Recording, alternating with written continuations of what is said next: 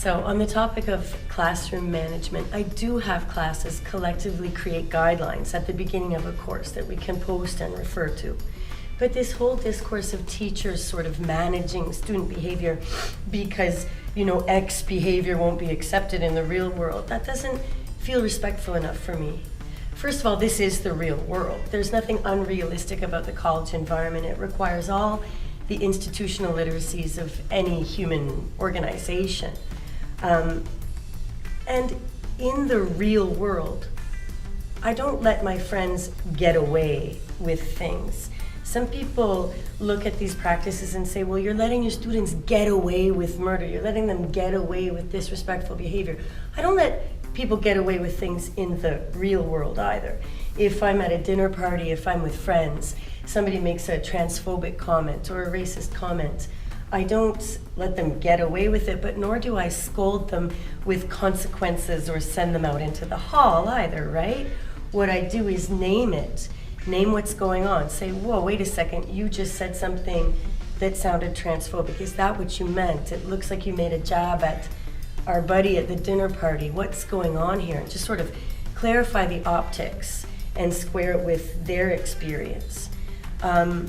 That's how I approach things in the classroom too, is just by straightforwardly, calmly, and transparently naming things in the moment.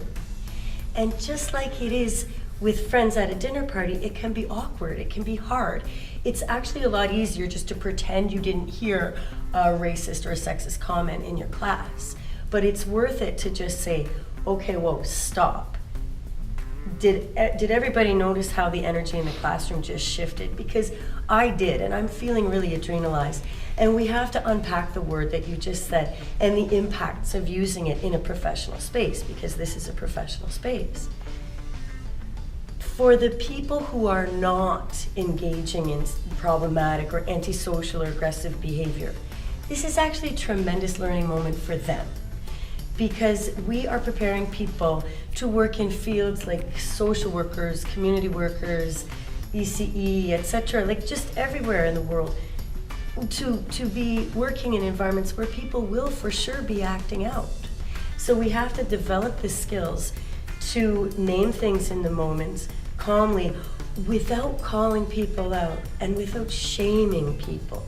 Because the danger is, if you say, whoa, okay, stop everybody, we're going to use this as a learning moment, the danger is that the person engaging in that behavior is going to feel publicly shamed.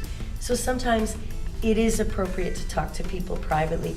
You have to be very delicately, very mindfully reading the room to figure out how to optimize learning in that moment. So if 3 people are freaking out, you're going to miss a tremendous learning opportunity if you just say to the rest of the class, okay, class dismissed, you 3 stay here and get scolded. At the same time, if those 3 are doing something that might be triggering to other people in the room, then you might wind up with 7 people in crisis instead of 3. So again, you have to really be reading the room to figure out what is the way to optimize learning, to have this group of adults work as a team, and to own my role as a human being who makes mistakes on that team at the outset of a course, to say, I'm going to screw this up sometimes, we're going to do this together, and sort of take the conversations from there.